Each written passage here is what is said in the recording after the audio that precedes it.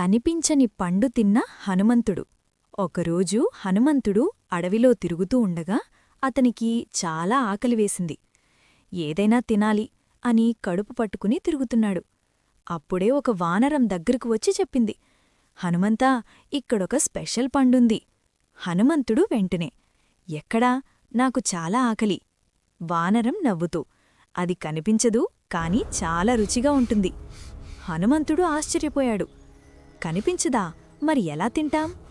వాసన చూసి పట్టుకుని తినాలి.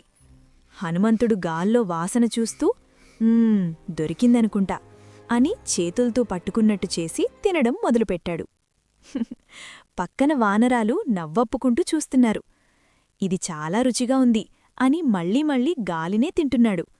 కొద్దిసేపటికి కడుపు పట్టుకుని, అయ్యో, ఇంకా ఆకలే ఉంది. అప్పుడు వానరులు పెద్దగా నవ్వుతూ, అది ప్రాంక్రా, ఎలాంటి పండు లేదు. హనుమంతుడు షాకయ్యాడు. అంటే నేను గాలినే తిన్నానా? కొద్దిసేపటికి నవ్వుతూ అన్నాడు, ఇకపై కనిపించని పండ్లు కాదు, కనిపించేవాటినే తింటా. నీతి: విన్న ప్రతీదీ నమ్మకండి. ఆలోచించి నిర్ణయం తీసుకోండి. ఎవరో చెప్పారని వెంటనే నమ్మితే మోసపోతాం.